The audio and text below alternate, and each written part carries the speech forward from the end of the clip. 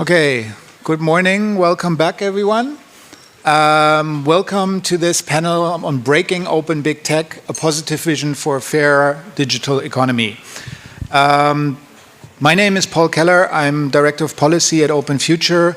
We are a Amsterdam and Warsaw-based think tank working on openness and for the digital commons, and we're also an EDRi member. And I moderate this panel. The idea is that we have a panel presentation of these 5 excellent speakers next to me. We'll have a couple of questions on the stage, and then also we want the audience to engage with us, which I think hasn't happened before, but we'll have a microphone here, and so you have the opportunity to ask questions at the end. The panel takes its name, or it's a previous name of a manifesto that was published yesterday. The manifesto is now actually called Beyond Big Tech, a manifesto for a new digital economy, that was signed by more than 70 civil society organizations, individuals, published yesterday, and EDRi is a signatory, People versus Big Tech is a signatory, we are a signatory, I think some of you are signatories of this manifesto, and some of you have also worked on this manifesto, so we'll get back to this. But manifesto works a little bit in the same sort of narrative structure as we want to address this panel, in a way that it says, like, there's actually 2 things which need to happen, and they need to happen together. The one thing is that we sort of need to break up the current power of the big tech corporations. So that's the first part, the breaking open big tech, breaking up big tech. That is a question of competition law to some degree. That might be implementation of existing rules that we have, might also be thinking about new rules that we need in this space, and we're going to hear about that in the panel. But then the second step that this manifesto outlines is that we also need the proactive promotion of alternative public digital spaces, right? Like, we cannot only break down what's oppressing us, we also need to build up what empowers us. And that's the second part of the manifesto. We'll also, not the manifesto, the panel, where we'll also talk about this. And we see this very much as a sort of like 2-step process that builds to some degree on a lot of work that's been done in the previous mandate, and sort of, I think, our position of the signatories of this manifesto, of the people here on the panel, maybe with the exception of the commission on the panel, we don't want to subscribe positions to you, is that both of these things need to happen. We need to enforce the rules that we have, we need to probably even build on the competition rules, and then we need to build up alternatives, public alternatives. This much for introduction of the panel. Let me briefly introduce all of the panelists that we have here, and they're sitting in a different order than what I had written down. So Seda, all the way over there, is Associate Professor in the Department of Multi-Actor Systems at the Technical University in Delft.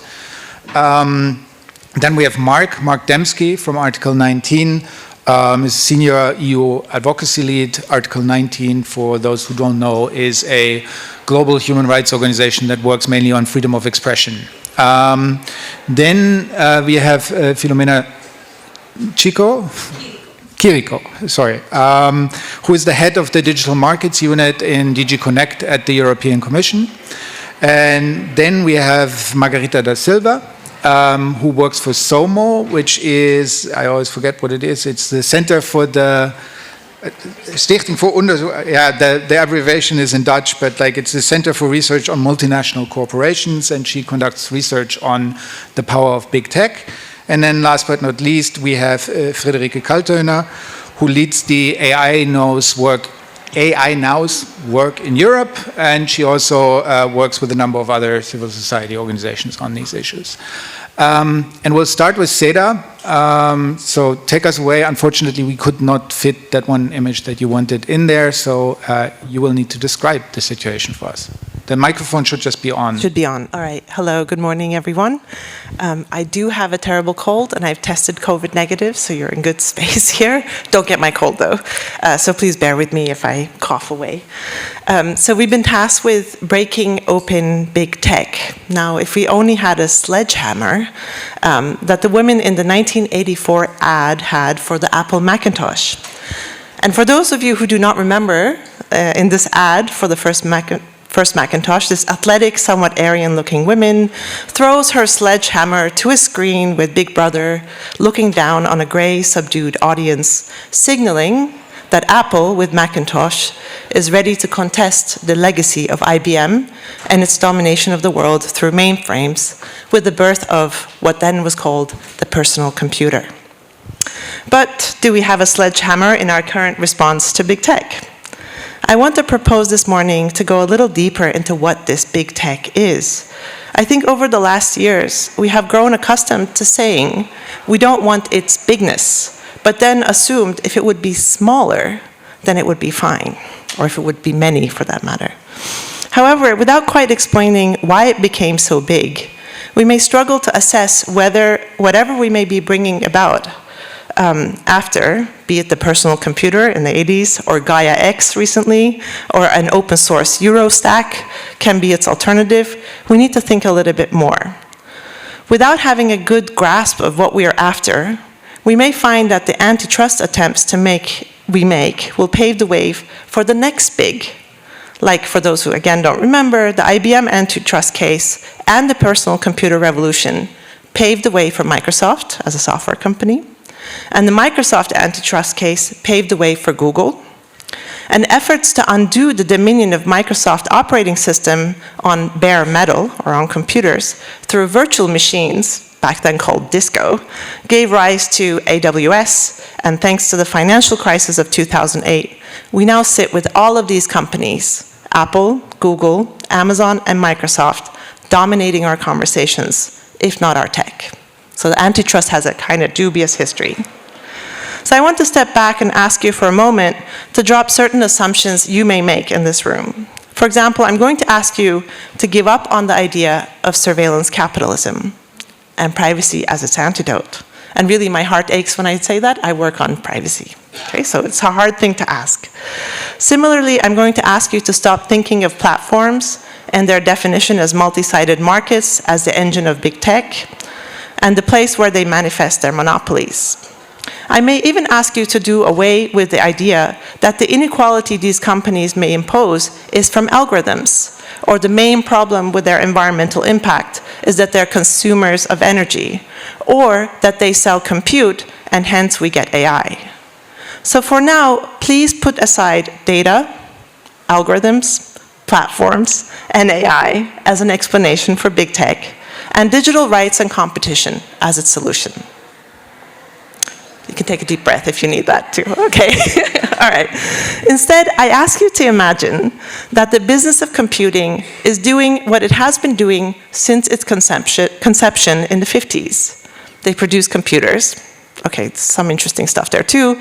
But it's also, most importantly, producing software for other businesses and governments. It turns out, while this can be profitable, it is also a hard business to make profitable. And it is through decades of trial and error and a particular boost of finance after 2008 crisis, these few companies, the ones I counted earlier, have been able to put forward what I would call a software production environment made up of clouds plus end devices as its accessories. It's not quite true that these are the only companies that provide this production environment, as proven by Oracle, Salesforce, and even little IBM, but they've been able to stipulate a form of production such that today, if you want to build software and make it economically tenable, an application that's economically tenable, for business or for the public sphere, you will either touch the clouds or land on the end devices that are increasingly accessories of the clouds. And by that I mean your smartphones, your computers, if you didn't see CrowdStrike, that shows you that it's an accessory of the cloud, etc. Okay? And what is fascinating is that this environment does not sell products. So to make my point, and this is going to tell you who's older in the room, I'm sorry for that, please put your hand up if you bought software, say 25 years ago, on a disk, on a CD-ROM, on a DVD, and installed it on your personal device.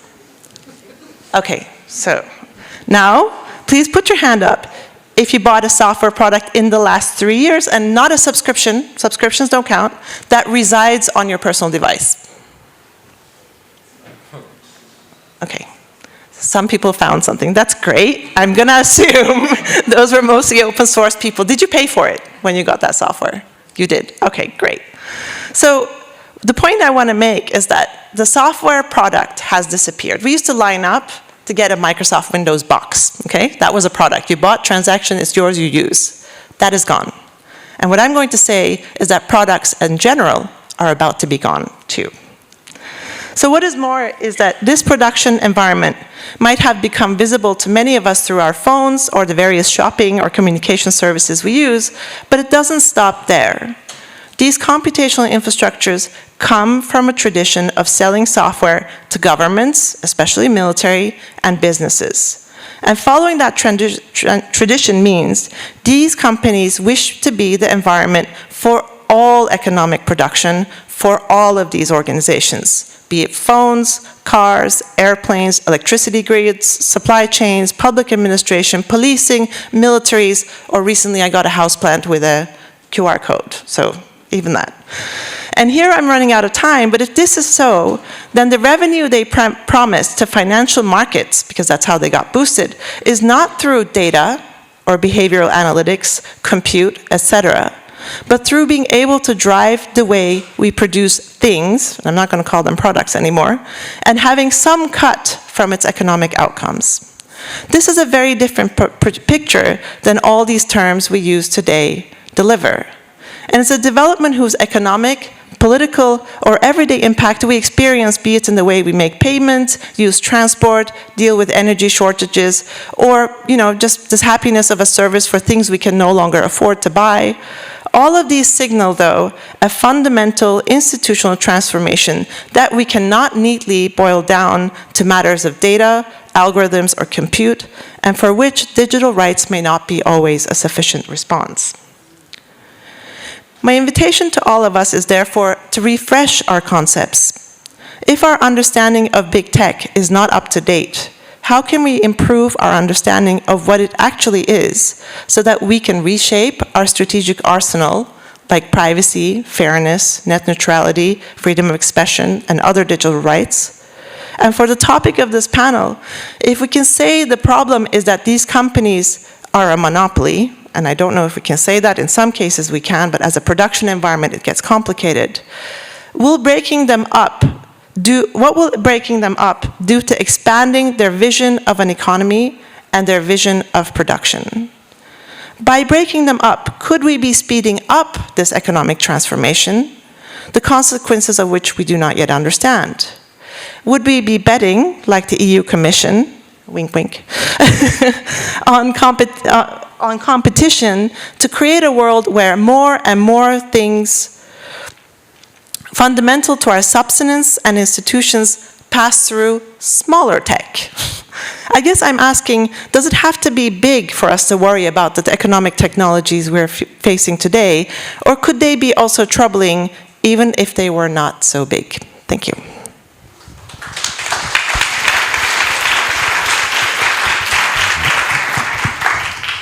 Thank you. I think to you, Mark, to follow up. Hi, everyone. So I don't have long blonde hair and speak an Italian accent. I am not Simonetta. Simonetta was supposed to be here and sadly couldn't make it. She has 30 years of competition law experience, which I don't have, so I'm going to give it a shot. So just very briefly, I look after EU advocacy in Brussels. And I want to give a brief introduction to Article 19. So we're a global non-profit that works for a world where all people everywhere can freely express themselves and actively engage in public life without fear of discrimination. We do this by working on two interlocking freedoms, the freedom to speak and the freedom to know.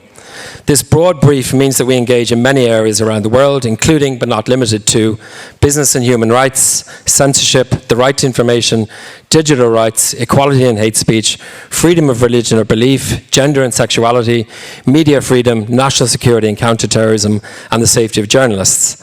And now for some years, and especially since the genesis of the DMA-DSA, where my colleague Maria Luisa Stasi, a competition lawyer might I add, was involved from the outset, the concept of economic power, market power, social power, and political power, the focus of this panel, in other words. So in my comments, I'm going to go a little bit more nitty-gritty than Seda's in broad but also ideal world that we could live in. But I think given the current focus, which is making, you could arguably say, tinkering around the edges, and I would say personally, of course, that's not enough. But I am going to make a little more nitty-gritty comments on competition law and how it works in tandem with the Digital Markets Act. So I'm going to make a reference to cloud computing, ad tech and AI, and then mention some of the strategies that big tech employs in these areas and which most trouble us civil society organizations in particular. So I think we're in, this is a phrase you've all heard ad nauseum, a whatever it takes moment. And I'm not saying that with reference to Draghi, because I think we all know that the Draghi report can be interpreted in so many different ways. But we are in a moment to unshackle, relieve, whatever you want to call it, our societies, markets and environments from the harms caused by big tech, and to create a different vision for the future where our democracies might stand a better chance of at least remaining intact, where minority voices are not shadow banned, and where our children can be better protected. So in the EU, we have a comprehensive toolkit that includes ex-ante regulation in the form of the Digital Markets Act, and also more traditional competition law, such as Article 102. Article 102 refers to the relevant treaty, or the relevant article of the Treaty on the Functioning of the EU. And this particular article prohibits abusive behaviour by companies holding a dominant position on any given market. So most abusive dominance cases concern practices that have exclusionary effect on actual or potential competitors. The Commission last adopted guidance on its enforcement priorities in the area of exclusionary conduct back in 2008, before digital markets became as prominent as they are now. They are now consulting on new draft guidelines, which we, along with other CSOs, will jointly submit by the end of October. So we are at a crux, where Article 102 will actually take into proper account abuse of dominant position within digital markets. So action against abuses of dominant position in digital markets has been widely recognised up to this point as a clear failure, primarily in terms of its effectiveness. So among the various issues are the lengthy proceedings, which have resulted in remedies arriving too late to halt abusive practices, and which have been wholly ineffective in addressing the lack of competition that followed these abuses. How many European champions could we have if, today, for example, Google had been effectively prevented from implementing self-preferencing practices across a range of markets? That's not me advocating for European champions, it's just putting the question out there. The same can be said for merger control, which has been too inert and sluggish in the face of hundreds, if not thousands, of acquisitions made by big tech, aka killer acquisitions. On the positive side, other countries can now learn from European efforts and also from our mistakes in the US and beyond. Whilst we have failed to address the problems of the first digital decade of the century, we are at least now better prepared to recognise, and hopefully it's not too late, to address those that are already emerging on the AI era horizon, which my fellow panelist Frederica will discuss exhaustively.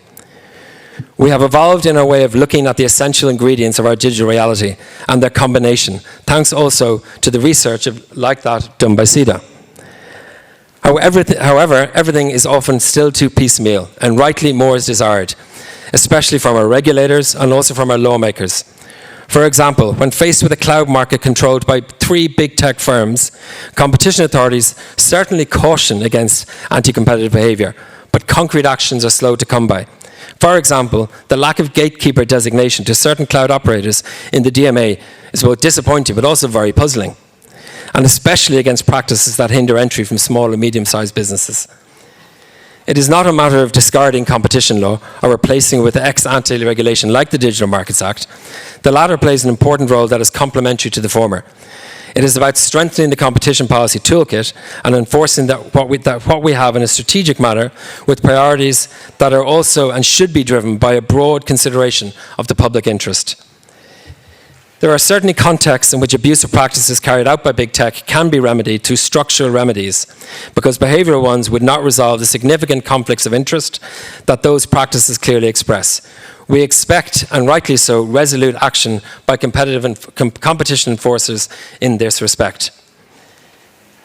Finally, I want to say something on the importance of interoperability in a digital and particularly AI context. This was emphasized, for example, by Mario Draghi in his latest report.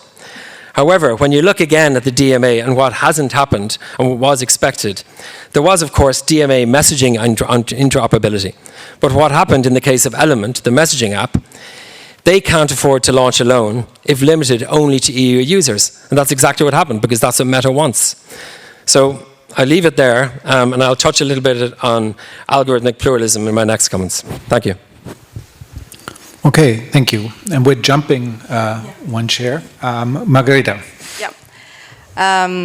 Yeah, I have quite a difficult position now to come in and address both kind of the high-level comments from Seda, but then also the very specific, detailed policy proposals from Mark. Maybe I would just start by saying that we are at a good time to have this conversation right now. Currently, the political agenda at EU level is, of course, marked by discussions about how we get to competitiveness, whatever that may mean, but also technological sovereignty. And I think this is an interesting concept for us to really dig a little bit more into, and maybe also make a little bit more effort to define. My question, and the question that SOMO, my organization, places, is also how can we ever achieve sovereignty, meaning the self-determination of our economies, of our societies, if the infrastructure, basic infrastructure of the digital world is now controlled by only 5 companies. The EU has spent over 10 years now trying to regulate both the business models and the practices of these companies, starting with the GDPR, which was first proposed in 2012. That's quite an impressive record. And in many ways, the EU has been quite innovative in the way that it's tried to tackle these harms. GDPR, the Digital Market Service, Digital Services Act, AI Act, we can even put on the table e-privacy directive that never really got reformed. But still, if we look around, that hasn't actually changed the business model so fundamentally of the companies, and it hasn't led to them being any less dominant, right? And we kind of have to ask ourselves why that has happened. And I think that the answer to that is that in one way, it is the thing that has been alluded to in many of the sessions before, that big tech companies have quite powerful lobbying machinery, and they can use it to soften or avoid the regulations that are put on the table. The other thing is the dominance itself. So the dominance itself that they have on markets and in economies allows them to kind of soften the blows that they have, that regulation could have over them. They use their dominance of ecosystems and power over countries even to be able to avoid regulation, whether that be the GDPR, well, actually mostly the GDPR, because that's the basis of their business model, is violated to a very large extent. And I would like to just spend a little bit of time to think about why we as civil society should really think about and care about economic and market power. These are often quite alien concepts, I think, for a community that is mostly used to talking about human rights and digital rights, transparency, privacy. I think on one hand, we are talking about it because it is ultimately a democratic issue. If we cannot regulate the economic actors in our market, then we don't have a functioning democracy. That's what I would put on the table. And then on top of that, it is also an economic fairness and social fairness issue. If we think about, for instance, Amazon, and this is a company where we at SOMO spent a lot of time working on, we don't often think about it at EU level, I think, and certainly not in these circles, but Amazon is fairly dominant actually in e-commerce in Europe, especially in Germany, where I'm always surprised and I'm always reminded of the idea that one of every 2 euros that are spent online are processed by Amazon.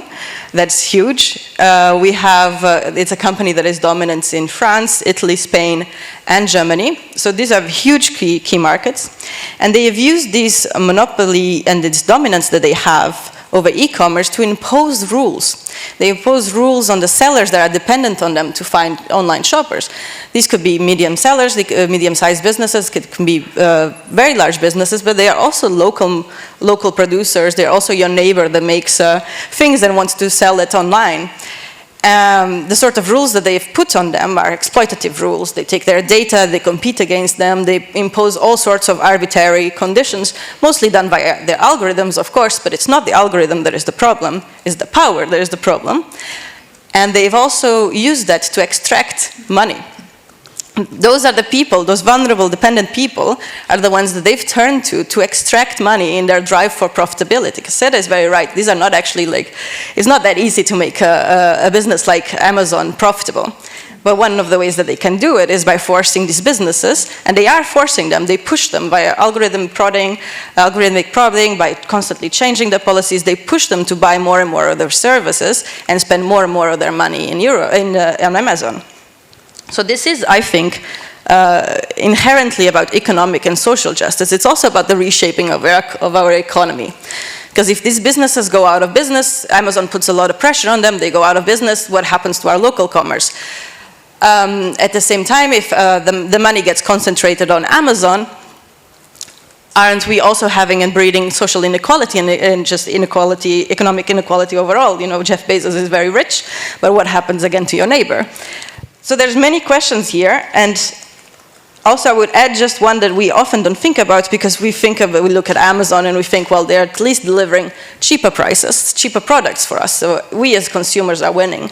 But even here we have some questions about whether that's right or not, because with their algorithmic prodding and the control of the sellers, they are also, there's investigation, so let's say that that's ongoing investigations into this, but in the US, for instance, they're being sued for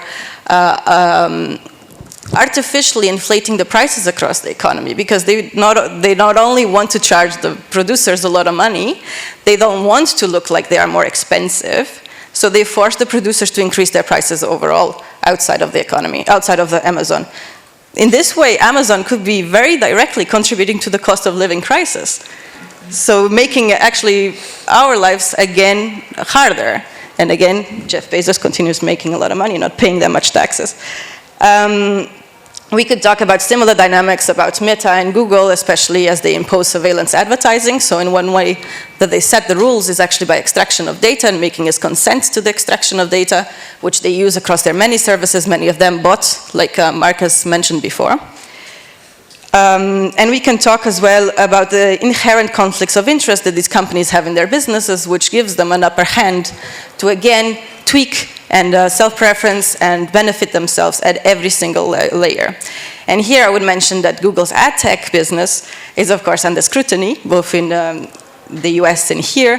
Everyone's talking about how in the US they've just been found to be a monopolist, which is a huge deal, this judgment. But in the EU level, we actually say the Commission has found, preliminarily found that there is actually an inherent conflict of interest in Google being both buyer, seller, and the exchange where all of the digital advertising gets, well, not all, but a lot of the digital advertising exchanges happen. And they put on the table actually something that we would not have expected for a really long time. They put on the table that the only way to solve this is by separating the different layers. So not give Google the power to do this, the power to cheat, I would say. I think I'm going over a little bit. Yeah, okay. So maybe just to wrap up, and then we can come back to it in the questions and the comments. There are a few things. The role of the EU in all of this, the attempt to regulate. You will hear a lot from corporate lobbyists these days that is actually the regulation that stands in our way from competitiveness, innovation, whatever it is. I think we should call it what it is, and it's lobbying propaganda. Some rules are not even implemented yet, and they're already saying that that's the fault of our problems. It's also Amazon, Google, and Meta quite often pushing through these agendas, so we should call it what it is. But we also do need to call out the ways in which the EU hasn't gone far enough yet, I would say. There's been many interesting, very innovative competition investigations. The Digital Markets Act is a very interesting, very innovative tool as well, but it hasn't gone far enough in actually addressing the source of the problem. It hasn't actually removed the ability of the companies to abuse, which I would say would be a very important next step. And then to wrap this all up, because we are in this momentous time, we can shape, for the people in this room want to shape the next commission and the next parliament agenda. I think that this is also the time where we can talk about how do we actually tackle it, how do we use the anti-monopoly tools without, exactly as Seda said in the beginning, without actually just spreading the toxic business models, without spreading these practices that we don't want to see.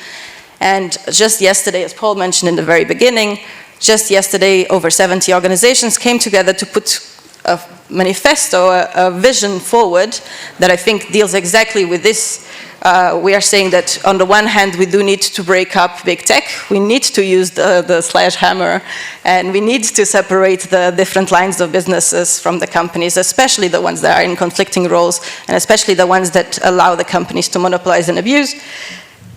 We need to do this, and we do this by a variety of tools, of steps that we can then go into more detail in the questions. And at the same time, we need to focus on the alternative. We need to focus on building, investing on alternative businesses. It could be Europeans, though I would really urge us to stay away from this idea of European champions. Whatever the EU invests in should not lead to further market concentration with just different actors. We should instead really be putting our money and our resources into funding and promoting a decentralized, pluralistic economy that is built on real alternatives and that puts public money with public conditions and public guarantees. Thanks. Friederike. I'm going to talk about the intersection of industrial policy and AI. I consider this one of the most pressing issues we need to deal with. First of all, because it is nascent, which means it is in all of our hands to still shape it if we can. And then secondly, because the potential for things to go terribly, horribly wrong is quite high. Let me quickly copy Mark and also introduce the AI Now Institute. We're a policy research institute based in New York. I recently joined to lead our work on Europe and and global governance together with our EU fellow Levi Sari. And the focus of our work in Europe is really the intersection of concentrated power, emerging industrial policy strategies, and AI. So why are we talking about industrial policy at all? The narrative is, and there is some truth to it, I think, that Europe is really at a crossroads. There is economic uncertainty, a cost of living crisis, geopolitical tensions, escalating wars, supply chain shocks, the rise of the far right, combined with a failure to rein in big tech. So in the backdrop, or against this backdrop, two trends are emerging. So on the one hand, the EU is rediscovering the art of a more active statescraft, so the idea that the government should invest and have an industrial strategy. And the second trend is something that's been going on for at least 3 years now, is an unrelenting hype around AI. So unsurprisingly, AI's role in Europe's industrial strategy is quite striking. So on the one hand, it symbolizes Europe's lack of competitiveness and digital sovereignty. So AI is key to the competitiveness framing. It is also seen as central to solving a range of complex problems based on the idea or assumption that AI will lead or increase efficiency and productivity. So the climate crisis, economic growth, and failing public services. I think it's fair to say that AI is absolutely central in the narrative about Europe's decline and possible resurrection. So what does Europe's nascent, developing industrial policy strategy on AI look like? Again, this is still emerging, but we can trace its contours based on policies and papers that have been published. So on the one hand, there's the 3 billion innovation package for AI startups. There's the European Cloud Act that Margarita and Somo have done extensive research on. I encourage you to read that. And there are also the policy recommendations in the Draghi report. So based on all of these documents, we can detect a two-tiered approach to AI. The first one is the push for AI adoption in key sectors. This is often called AI factories.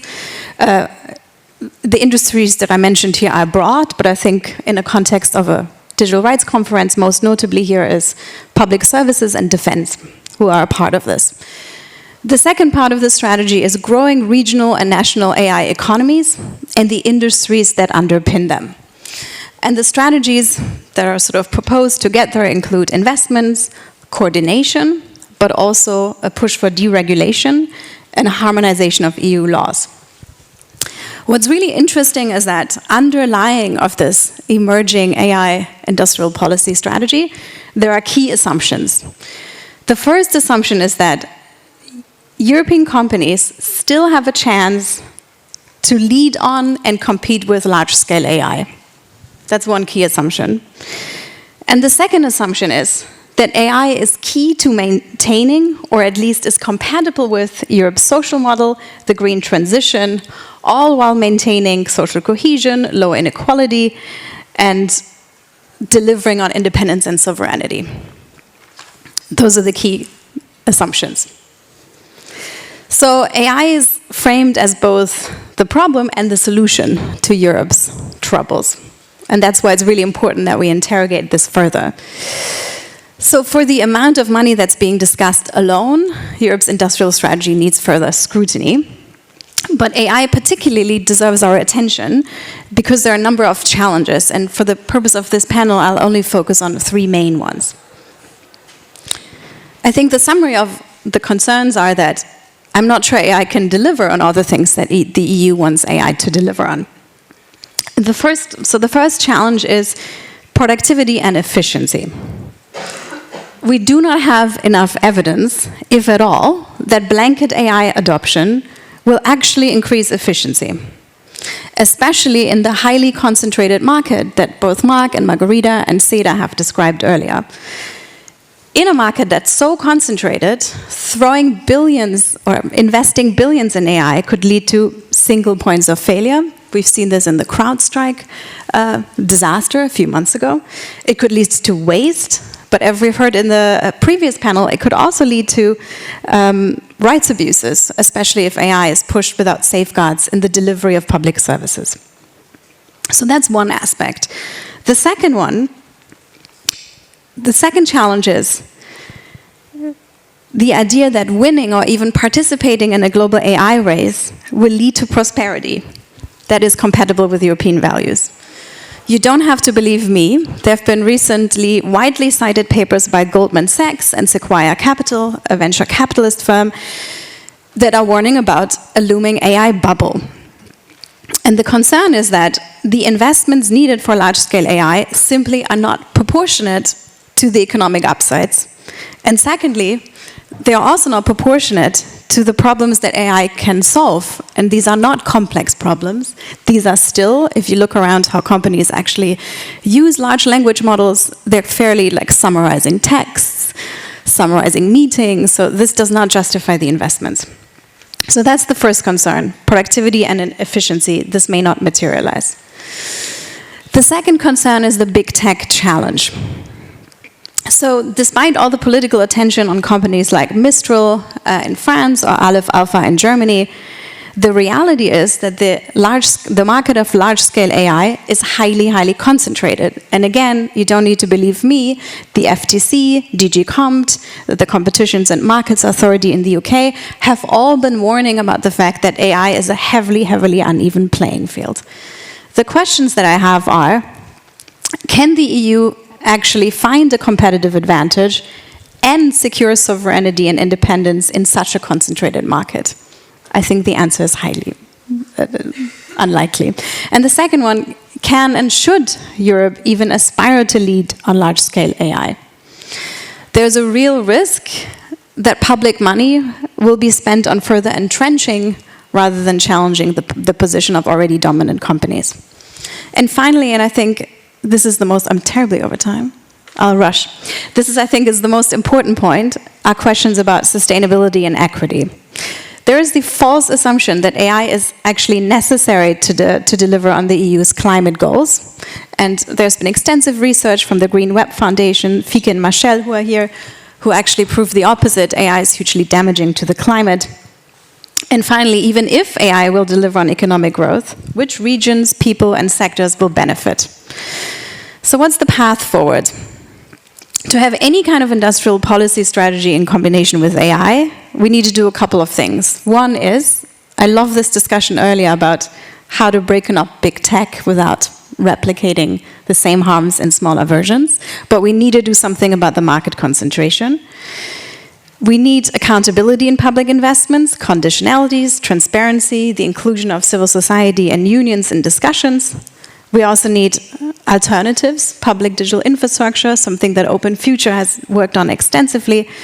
But the most important thing, and what I care about most personally, is we really need a real vision. The EU's vision cannot just be to copy the US, but we need to ask really, really hard questions. What future does Europe want? What role should can and should AI play in that future? And whose interest, public interest, are we actually talking about? Okay, thank you. Filomena. Hello, thanks. Hello, everyone. I think since Simonetta couldn't be here, you get your share of Italian accent. Nevertheless, so that was my role. That's why I was invited. So I will keep speaking, stressing my consonants, because I think that's what Italians like to do. So first of all, many thanks to all the panelists, because I actually enjoyed very much hearing the different perspectives. I take the various remarks not so much as criticisms, but as expectations, as impatience to see something changing in the digital world, and I have to say that this is the objective and the expectation of all of us working in this field for the European Commission. We have, as you may know, built a new team nearly from scratch to deal with the challenges of the platforms economy more generally.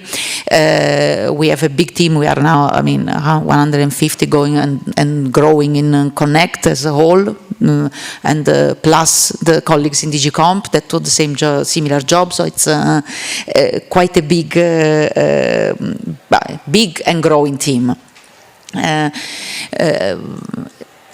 Just that reminded me of something I heard, and I like to quote, we may be outnumbered but not outmatched by the big tech anyway. So that's how we look at our team in general. So more in terms of what I heard so far, I think I cannot agree more, and our team cannot agree more, that having such a concentration of power in few companies is a problem for the economy, is a problem for society, might be a problem for democracy. So I think that's the basics of what also Europe has been, the European Union and the Commission have been busy with in the past few years. Because for all the talk about the regulatory fury of the European Commission, actually what we passed, and I was, I'm honored to be part of also this legislative process, are innovative pieces of legislation that look at the market in a different way than before. Yes, antitrust has proven to have limits in this sector. That's a fact of life. We have acknowledged it. We don't throw the baby with the bathwater. We have still antitrust. It still has a big role to play. We needed other tools. We got other tools. Now, I would also, I heard, I think it was Mark who mentioned, or someone on the panel, it's the fundamental change of business models that is not yet seen.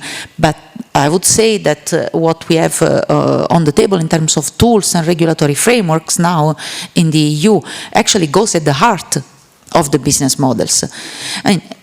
I can speak for what I know best. As I said, I was involved in the negotiations and in the discussions both of the DSA and of the DMA. Now, the DSA has introduced changes, obliged companies to take changes to their systems that, many companies are resisting. That's why you already have many cases ongoing where companies are claiming they thought perhaps that it would be one of those box-ticking exercises that figured out that it's not. So content moderation has to change. Illegal content has to be taken down. So all of this is something that doesn't exist anywhere else. The DMA, and that's where I work now, so the one that I know best, of the two sisters. So those of you who know me know that I like to talk about the digital sisters. They are girls. So the DMA also goes at the very heart of the business model of those companies. I mean, we heard, are they monopolists? I would say, does it matter? Under the DMA, you don't need to be a monopolist. As long as you are a gatekeeper, you control access to your users, then you are regulated. So it's a new mentality. And arguably, all those gatekeepers that we have designated, we are now 7, so not only the 4 that the panelists have already mentioned, but we have 7 gatekeepers on our watch. They all, one characteristic they have in common, they control what can reach end users. And that brings, end users and business users, of course, but that brings me to a point I like to make about the DMA. The DMA is about freedom. Then when we talk about is there still a role for digital rights discussion? Well, yes, for me. The DMA is about freedom, freedom of choice for users, because you are like, what else have I been missing if the only things I'm allowed to see is what one or another gatekeeper has decided that is good for me to see. You know, you have too much information out there, so let me organize it for you in a nice stream of search results. You have too many information that may reach you on social networks, let me organize it for you. Don't worry about what's not shown to you, because I know best what is good for you. But, you know, as a woman, when people tell me, you know, I know best what is good for you, I tend to feel it particularly strongly. So I already said once that I feel, when I think about the DMA, I consider it a law against paternalism, to begin with. But this is also, so this is, let's say, the more personal approach, but the DMA is also a law for freedom to innovate. So is innovation only what a gatekeeper allows on their network? Is that what innovation is about?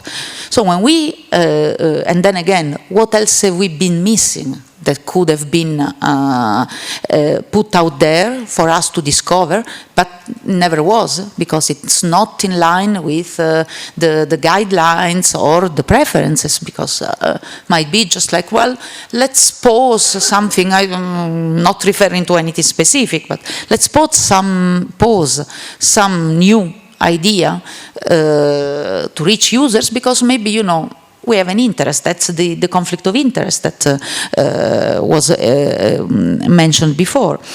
So all of these also to stress, it's a bit strange that we are again in this blocked in this discussion that regulation kills innovation. Sweeping statements are rarely right. So actually, I would say they're almost always wrong. But this discussion, I remember it, and that also proves that I belong to the older crowds. This is a discussion I remember since ever I started studying and working on digital and on technologies. It's always been there. Well, bad regulation does kill innovation. Yes, that's clear. But you know what else kills innovation? Market power, among other things. But also is innovation as such what we are after. So any innovation is what we want. I guess we spoke about AI, and AI is the new kid on the block now. Actually, DSA, DMA are now old stuff. It's not so fancy anymore for the younger data scientists and so on. But do we want an AI that allows early detection of cancer? I would argue yes. Do we want an AI that allows social scoring like in some other jurisdiction? Probably not.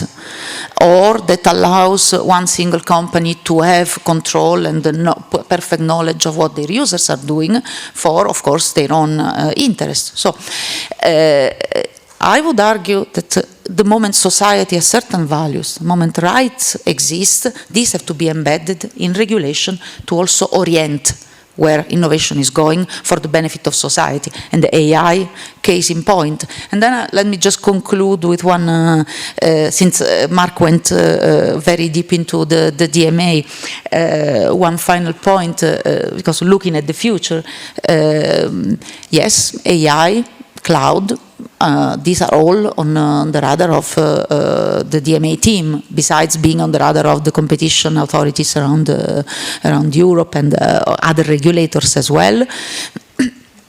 Because of the way the DMA is structured and the way the designation process goes, these are not designated. Doesn't mean they're not on the radar, that they are not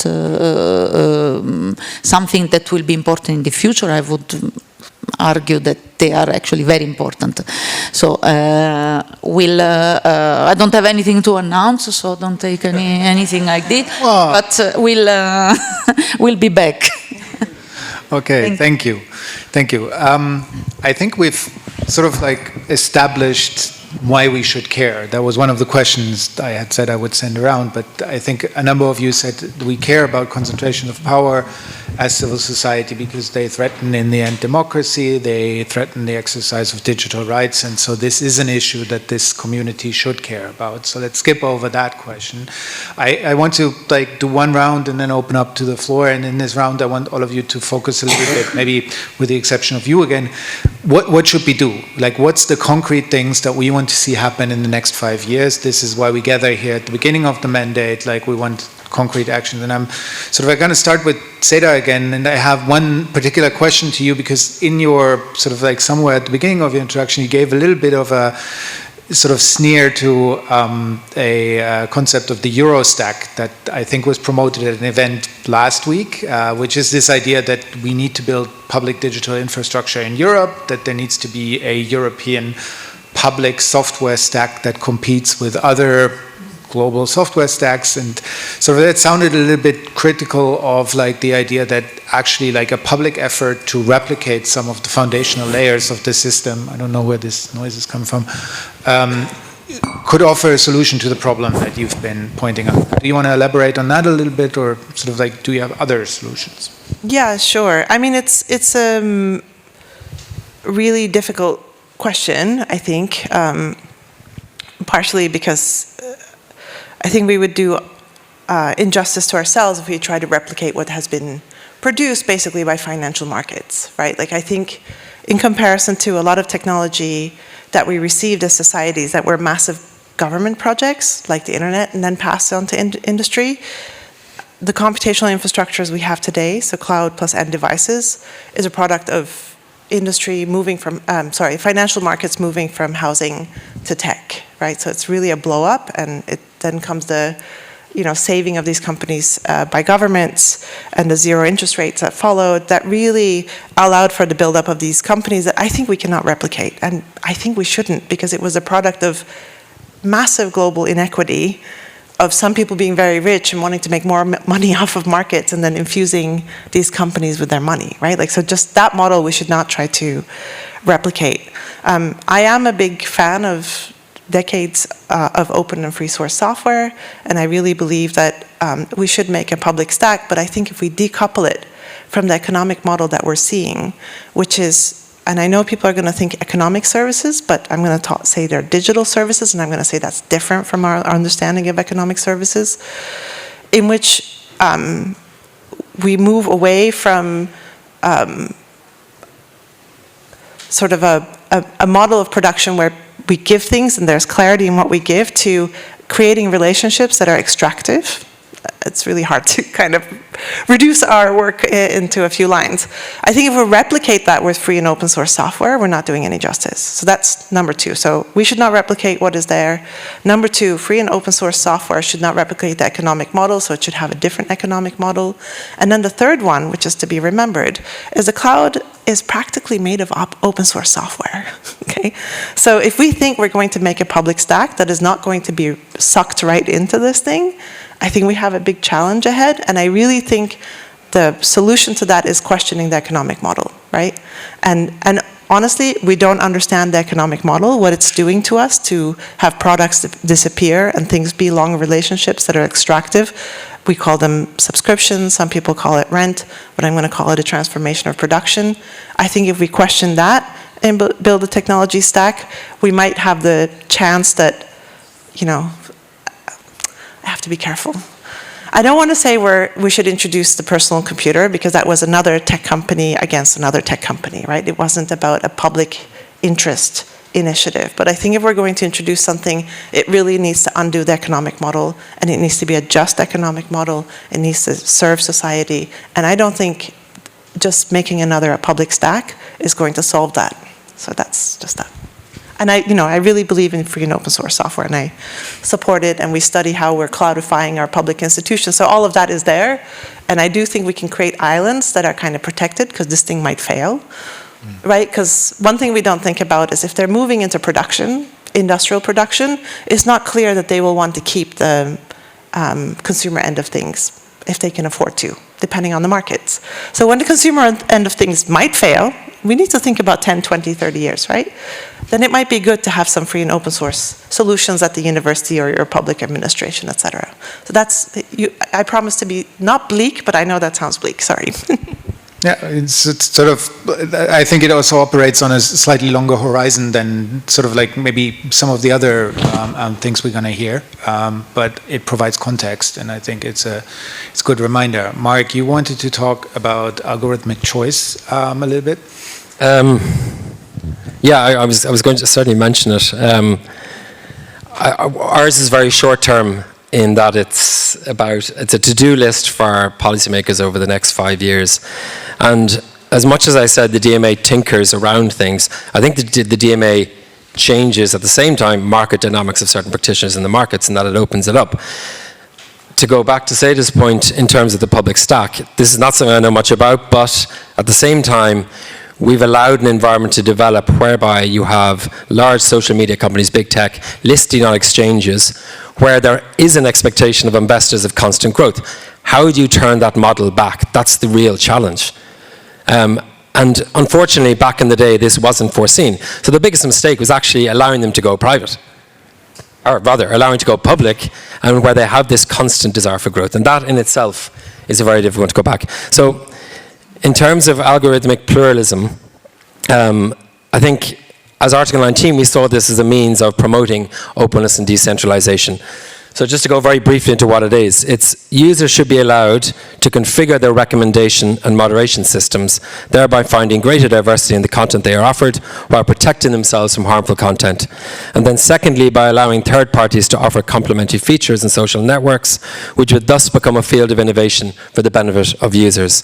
In this respect, effective regulation is needed to establish that openness, which in turn enables choice. And the Digital Markets Act does allow for that. So it remains to be seen how that progresses.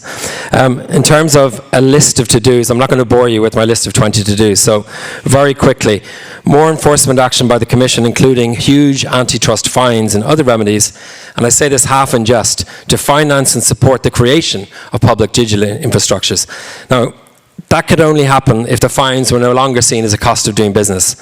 So I'm going to use a parallel with the Deutsche Bank in the financial sector.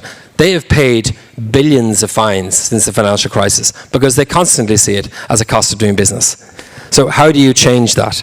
You change that by making fines which are 10%, which the DMA allows, or for repeat offences, 20%.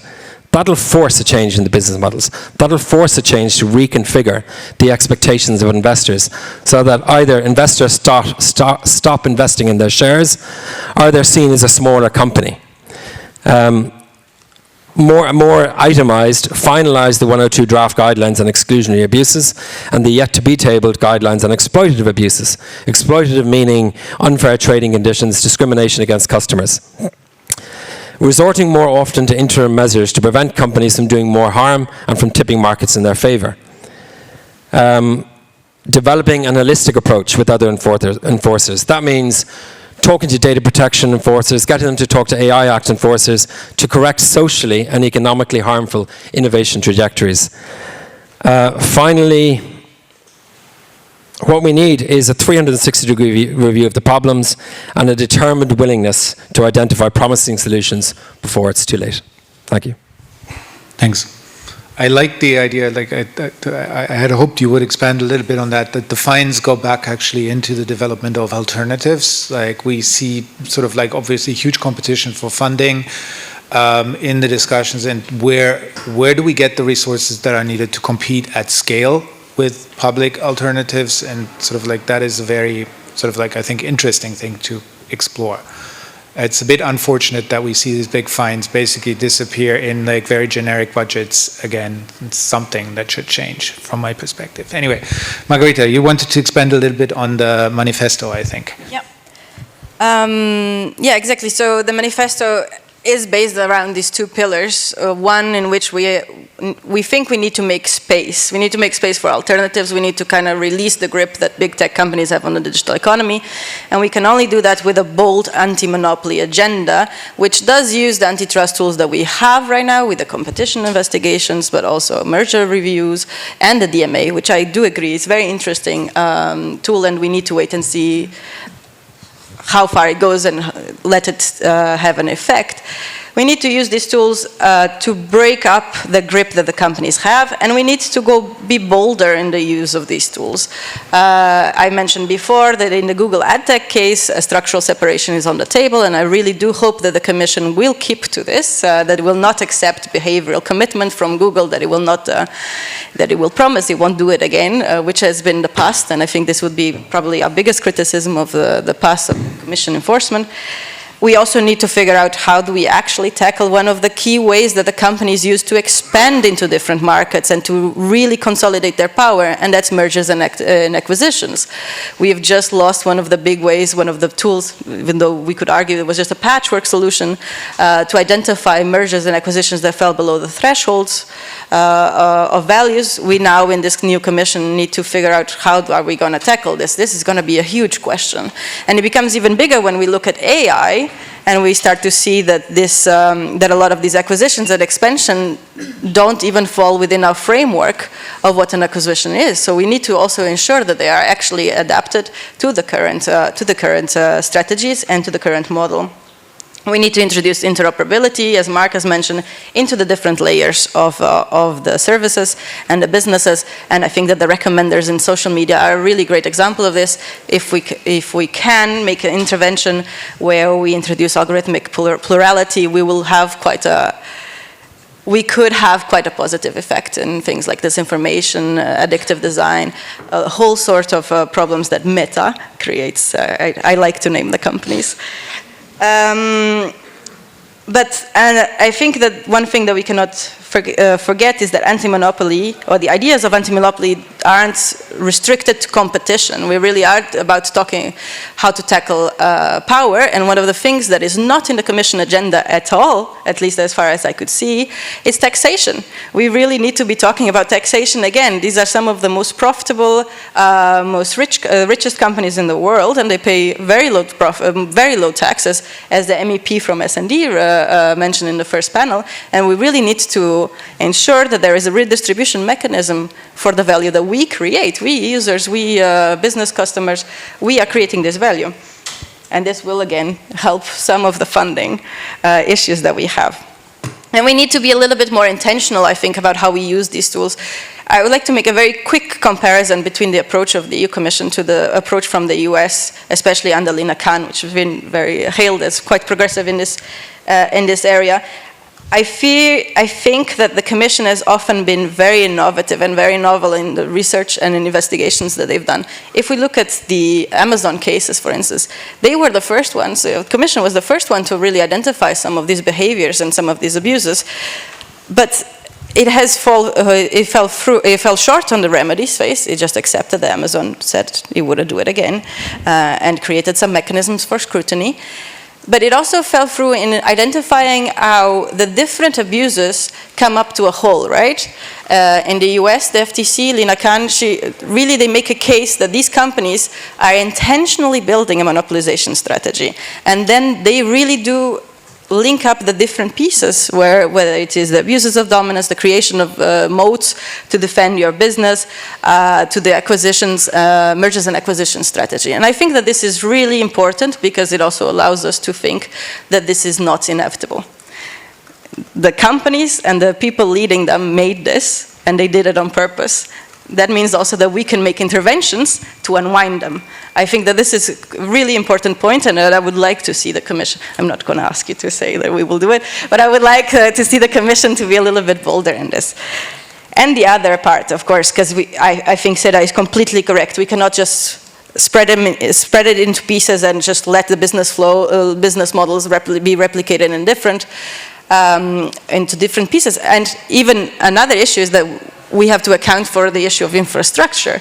Some of the very well-meaning policies that we put on the table in the last mandate, for instance, the European Health Data Act, they are very good, and they want, well, they are good, and they want to introduce and create a new industry and develop products and disperse some of these powers.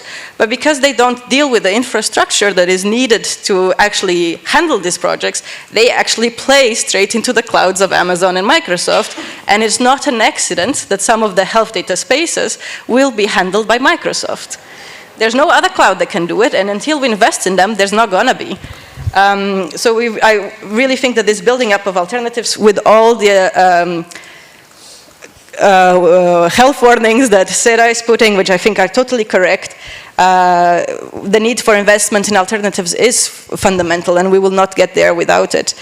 And I see you looking at your watch, so I will just say that on top of that, that any public money needs to come with public transparency, accountability, and conditionalities. We cannot just be saying we will push money and throw money into industry and hope that they will do the best for us. We need to shape that, and we need to be actively participating in shaping that.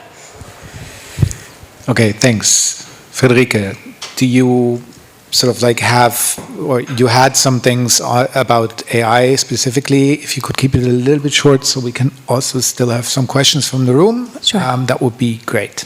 I'll keep it short. I agree with what has been said. And I think just to add on this sort of the intersection between AI and industrial policy specifically, it's now on us to shape this. And I think this needs democratic debate about the underlying values and trade-offs. It needs evidence and facts about AI's actual limitations and also how the AI market works and how EU companies relate to dominant companies.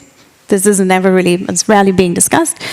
And it also needs a vision. Sovereignty and competitiveness is not a vision. It's just it just outlines what the Commission does not want. So what do we want? What kind of future do we want? And what role should or can AI play in this, if at all? That's a debate, and it needs a discussion. And we're publishing a report on October 10th where we invited lots of smart people who can answer or think about these questions, including Sarah and Seda, including Margarita, including Open Future, and many more, to really start the debate to think about these questions. Okay. Do we have questions from the room? While, Filomena, if you want to react to anything that was said in the last round, please feel free to go ahead. But I really also want to, do we have a microphone here in the first row? Oh, no, third row, in the middle. Did you want to start? Did you want to say something? Do you want to still take that? Go ahead. Hi. I have a question for Filomena. Google recently filed a competition complaint against Microsoft. Could you talk about what that says about EU enforcement, that even big tech is apparently looking to the EU to break up big tech? Thank you. I'm afraid I can talk about it much, also because this is a competition case, so it was filed with colleagues in DG Competition. So what I can only say is that, as Mark reminded, the cloud is also a service covered by the DMA, and this is something that I mean, at some point will come, not necessarily in the same terms as what from what is in the public domain, I understand the Google complaint is about. Might not be something that the DMA is designed to address. So it's probably one of those complementary situations in which antitrust can intervene. Okay, we have another question back there. The microphone is coming for you. And then we have one over here. Like we'll take, this takes, the microphone is taking the long way.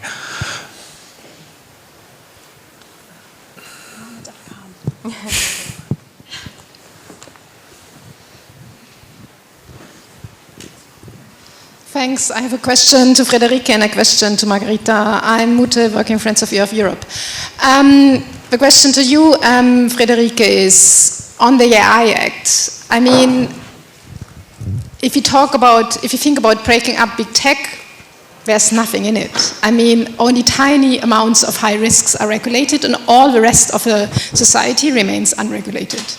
And all what's just building up, sectors where AI is more a promise than have actually any relevance, is not touched at all. So I work on food and farming, yeah, and it's not regulated. It's mentioned somewhere, but whatever is built up, not by big tech, but also by big ag, is not regulated. So if you talk about breaking up big tech or whatever kind of corporation controlling a special sector, what do we envisage? Which kind of rules do we need to avoid that these monopoles are actually created? And I have a similar question to Margarita. If you think about platforms, you have a lot of competence what's happening in Amazon. But again, if you talk about farming, where we have Bayer, we have Yara, we have whatever machinery, agricultural machinery producers, and I don't care if it's Google or if it's Bayer. I don't want to be controlled by a global corporation, not food.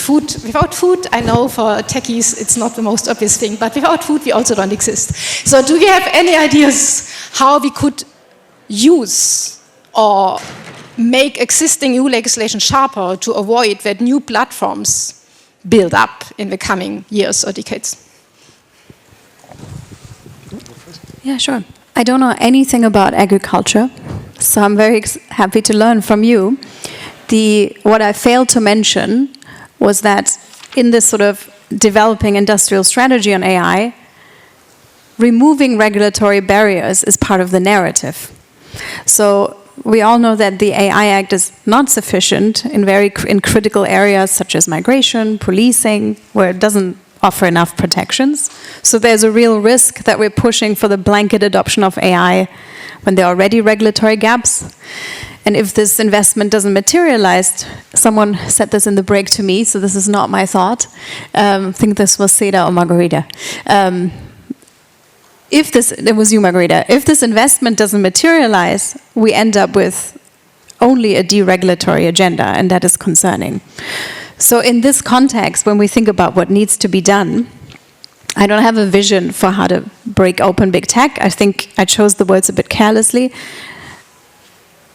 This needs like a multifaceted approach, a combination of building alternatives. If there's investment, it needs to be accountability, conditions, transparency, but we also really need to tackle market concentration.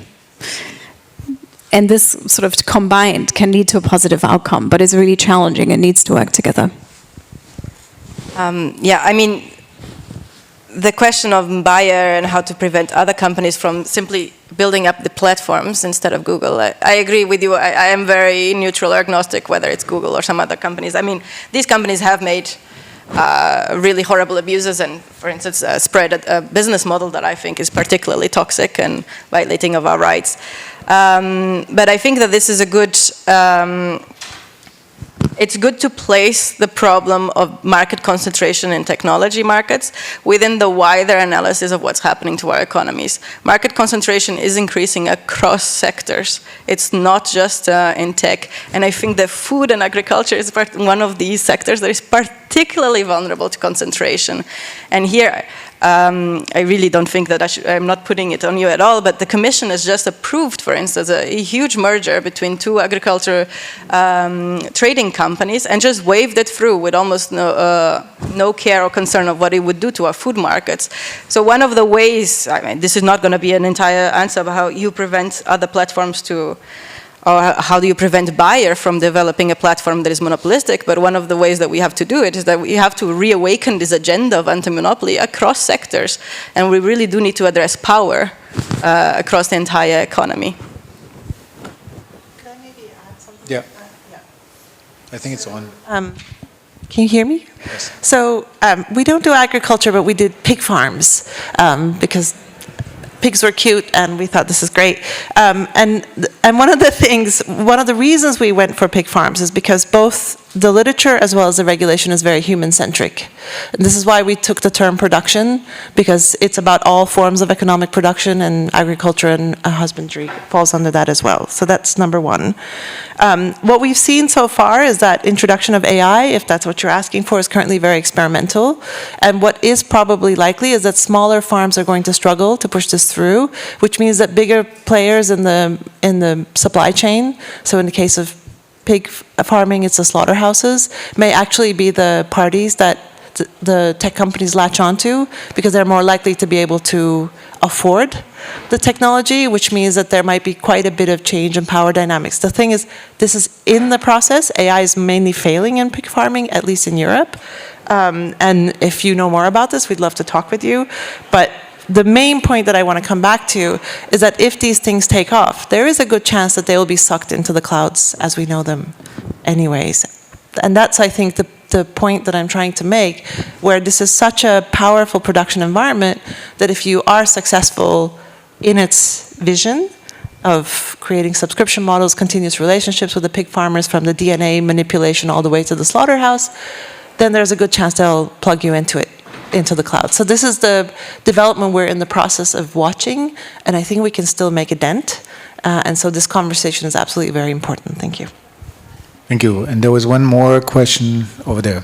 Can I just make a yeah. just very, very quick point, because I'm not an expert in agriculture at all, but from what I know, agriculture, and that it's more related to what Margarita said before, is one of those sectors which was shielded quite a lot from competition enforcement for a number of reasons. Because it's important, because without agriculture we don't eat, and because of a number of other reasons. So I would actually also suggest a bit of a reflection from the sector.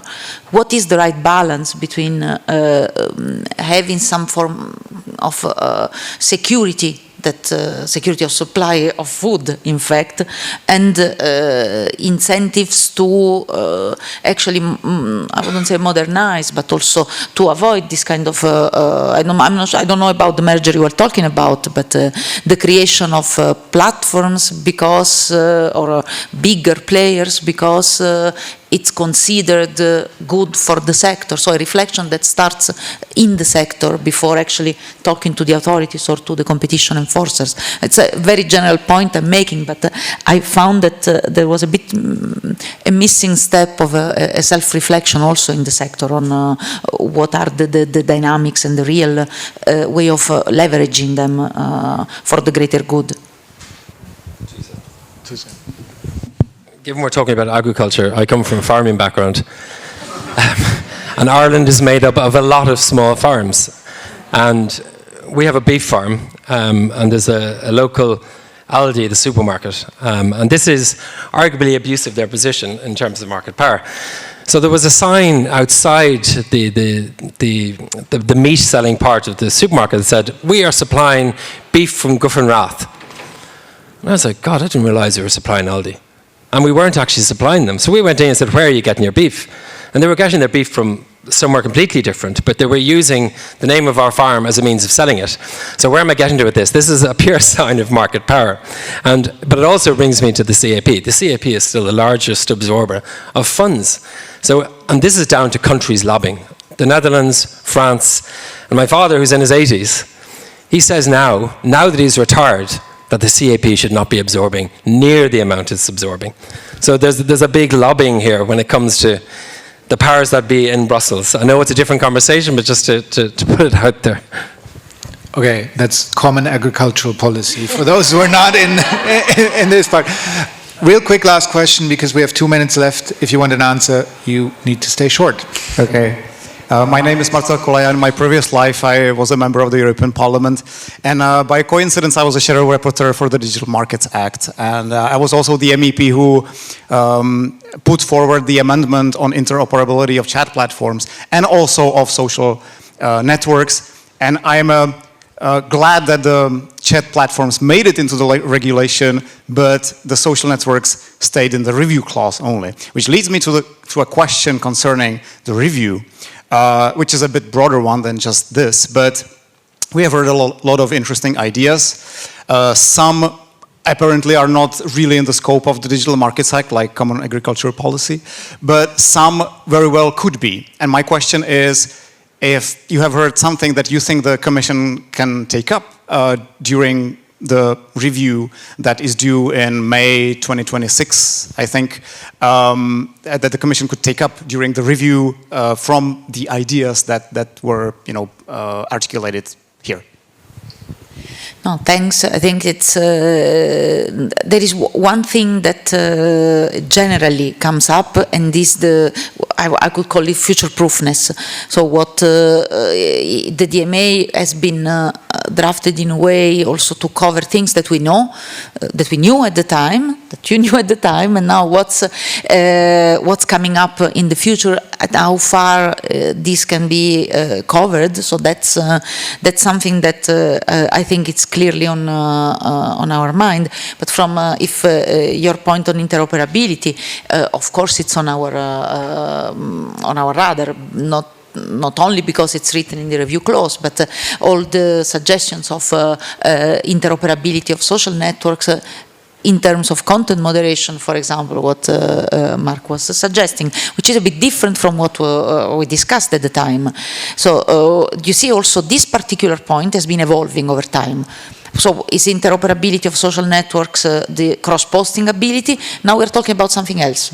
So we are looking into this. We even have a study that assesses interoperability solutions on the table to help us drawing lessons for the future. So there are a number of things that also I take away from the discussion today that will be feeding our reflection also for the future. Okay, thanks. Let me wrap this up by sort of reflecting on this morning in some of the newsletters that was presented. Google is in town with their Vice President of Public Affairs, and they have a very simple message, which is basically less regulation and get with the AI program, and everybody will earn trillions of euros, in this case, more. I think we haven't arrived as clear a counter message, although I think we are advocating for the opposite here. I think if I try to summarize where we've arrived at the end of the panel is we need to break up these concentrations of power, and not only in the shape of the companies that exist right now, but the underlying economic models. That needs to be one of the priorities.